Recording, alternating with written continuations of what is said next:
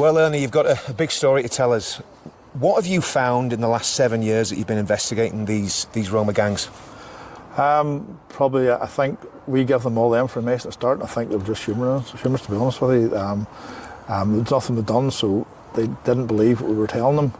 And the information we were giving them was from within the Roma community. And this was the police, so so you built a dossier from information that's coming from within the Roma community, and you handed that to the police, and what happened? Nothing, basically nothing. They were given information on the 3 gang leaders, one which was in jail. His wife lived just down there in Kinhall Street. The other 2 guys travelled back and forward. We give them their names, pictures. We give them the names and addresses of the 2 gang leaders in Ballymena. One of them lived in just the house behind us here, and another one was a female. She actually worked for an agency funded by the government. She was making money on the side, manipulating their own community. This house that these guys lived in, is that one of these houses that was damaged? 49, 51, 53 seemed to be. 51 was actually, there was a guy pulled out of there about a year after they landed here. He was wanted for murder back in Bulgaria. So he managed to settle here and get through the vetting process, if there was any vetting process. So there was another 2 guys in Harryville. They were taken from their place of work on a night shift, and they were wanted for human trafficking back in Romania. That was. What sort of criminality was going on here in the town, and who was affected by it, Ernie? The drugs, prostitution, weapons. When you're talking about weapons, can you elaborate? We sent a friend into the food store, which was a front for all this here, to buy a weapon. They were going to charge this person £150 for a handgun. So that's how we know for definite. We were told they could get explosives as well. We have no proof of that, but say they boast it. These people would boast a lot too, so you don't always take everything they say as true. But the likes of drugs, weapons, there was prostitution as well.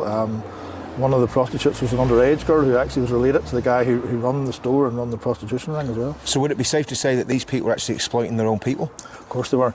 There's a family of maybe 4 or 5. They run the gangs, and they were bringing people from it's an area in Bulgaria called Stara Zagora, and they've got very little over there, so this is all like luxury to them. Most of them, I've been told within the Roma community, this isn't me making this up, that they can hardly spell their own name in their own language, so they're very, very vulnerable. And they were brought over here and just used and abused by the mafia gangs. They were being sent to a place of work, but they had to pay the gang leaders money to ensure themselves hours of work the following week. So just things like that there. So the people have been exploited, and you guys built a dossier, went to the PSNI, and what happened to the dossier? The dossier was handed over to a policeman who's retired now. He genuinely was interested at the start, but I say him retired now, I don't know who he passed it on to.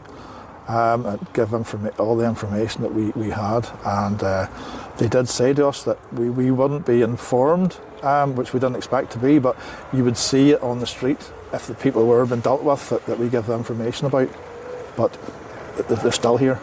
Why do you think the police weren't doing anything about it? This racism card. I think that we were being called racist no matter what we've done.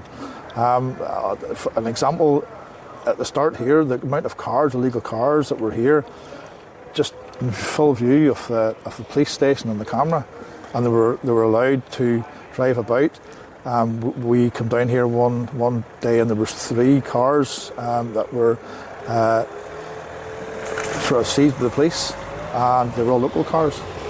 And then we thought, right, enough's enough. So then we sort of stepped up our action and gathering information and taking it to the police, because it was very one-sided policing, very one-sided.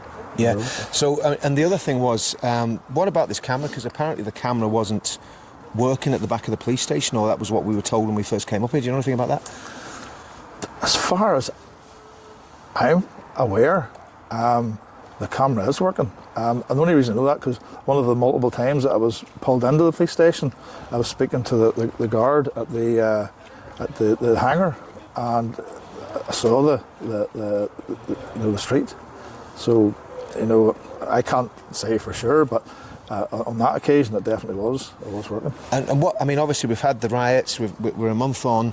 What's the feeling in the town now? How are people feeling about what happened? How is the area that this Roma Mafia were operating in? And have they gone, or are there still some here? Some have gone. As you can tell, there's some are remaining here under protection. Of course, we can't do anything because we'll be called racist. There's others in houses outside the town. We've made aware of a house, housing about 12 of them. I'm sure there are other houses as well, it's all kept secret, so maybe wait until things calm down a bit and then maybe try and get back into the town again. But at the minute, what's it like in this? I mean, this area seems very, very quiet now. Is that different to what it was before? Oh, 100%. And you would have seen it more on a warm day when they were all out, dozens and dozens and dozens of streets, and there'd be barbecues and they were drinking and shouting and stuff. And the past weekend there, which was a warm weekend, there was none of them at all here, so it was good.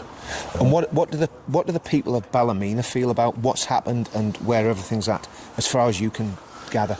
Initially, they were very happy. They were sad that riots had to happen, but it had the effect. And then afterwards, they were happy with the quiet streets, and many people were feeding back to us how they were able to play in parks again, walk up the street again.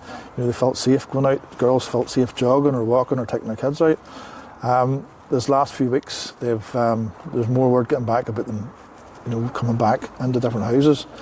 Again, we were told that they've been given notice by landlords to leave, so we have to give them that 2 months to see, if it works or not. And if it doesn't, then after that we just have to, organise something else. Obviously, I know you can't speak for the whole of Ballymena, but who do the working class people of Ballymena blame for what's happened here? The councillors and the police, government, because we were lambasted 6 years ago, and we tried to say, you're racist, you're racist, you're racist. But at the end of the day, there's Chinese families, there's the Romanian families, there's Indian families, there's Polish families, have all integrated here. Ballymena's not the problem. If somebody could tell me where the Romas have integrated, maybe think, well, who actually are the racists here? Not us. Exactly. Well, thanks very much, Ian. Thank you. No problem at all. Thank you. All right.